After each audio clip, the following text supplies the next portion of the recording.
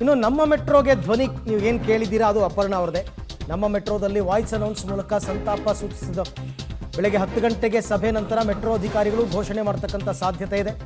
ನಮ್ಮ ಮೆಟ್ರೋಗೆ ಧ್ವನಿಯನ್ನು ನೀಡಿದ್ರು ಅಪರ್ಣ ಅವರು. ನಿಮಗೆಲ್ಲ ಕೇಳಿರ್ತೀರ ನೀವೆಲ್ಲ. ನಮ್ಮ ಮೆಟ್ರೋದಲ್ಲಿ ವಾಯ್ಸ್ ಅನೌನ್ಸ್ ಮೂಲಕ ಸಂತಾಪ ಸೂಚಿಸೋದಕ್ಕೆ ನಿರ್ಧಾರವನ್ನು ಮಾಡಿದಾರಂತೆ. ಇವತ್ತು ಸಭೆ ಇದೆ BMRCL ಅವರದು. ಅದಾದ ಬಳಿಕ ಅವರು ನಿರ್ಧಾರವನ್ನು ಘೋಷಣೆ ಮಾಡ್ತಾರೆ. ನಮ್ಮ ಮೆಟ್ರೋಗೆ ಅವರು ಆಯ್ಕೆಯಾದಂತಹ ಸಂದರ್ಭದಲ್ಲಿ ಅವರ ಧ್ವನಿಯನ್ನು ತಗೊಳ್ಬೇಕು ಅಂತ ಆಗ ಒಂದು ಕಿರು ಸಂದರ್ಶನವನ್ನು ಕೊಟ್ಟಿದ್ದು ತಾವು ನೋಡ್ತಾ ಇದ್ರಿ.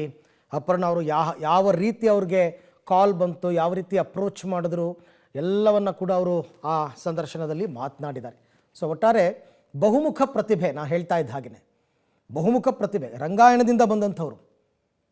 ಆವಾಗಿಂದ ಅಲ್ಲಿಂದ ರಂಗಾಯಣದಿಂದ ಹಿಡಿದು ಈಗ ಇತ್ತೀಚೆಗೆ ಸರ್ಕಾರಿ ಕಾರ್ಯಕ್ರಮಗಳನ್ನು ನಿರೂಪಣೆ ಮಾಡೋ ತನಕ ಸಿನಿಮಾಗಳಲ್ಲಿ ಧಾರಾವಾಹಿಗಳಲ್ಲಿ ಅಭಿನಯಿಸಿರ್ತಕ್ಕಂಥದ್ದು ಒಂದೆರಡಲ್ಲ, ಒಟ್ಟಾರೆ